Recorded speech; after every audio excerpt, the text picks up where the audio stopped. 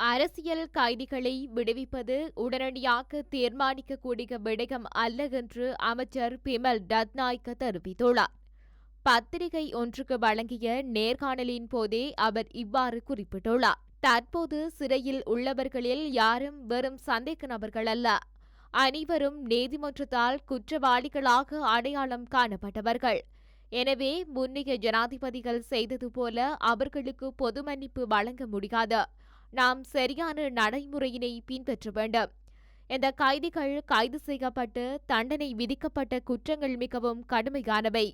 முன்னாள் ஜனாதிபதிகளுக்கு எதிரான கொலைச்சதி, பிளியந்தலை பேருந்து குண்டுவெடிப்பு, மத்திய வங்கி குண்டுவெடிப்பு மற்றும் தலதா மாளிகை குண்டுவெடிப்பு போன்ற பெரிய சம்பவங்களில் ஈடுபட்டிருப்பதாக குற்றச்சாட்டுகள் சுமத்தப்பட்டுள்ளன. எனவே அவர்களை விடுவிப்பது தொடர்பான முடிவை எளிதாக எடுத்துவிட முடியாது. சமூகத்திற்குள் ஒற்றுமையை வளர்ப்பது மட்டுமல்ல, அரசியல் ஆதாயத்திற்காக எதிர்வரும் சூழ்நிலையை பயன்படுத்துவதை தடுப்பதும் இதன் நோக்கமாகும்.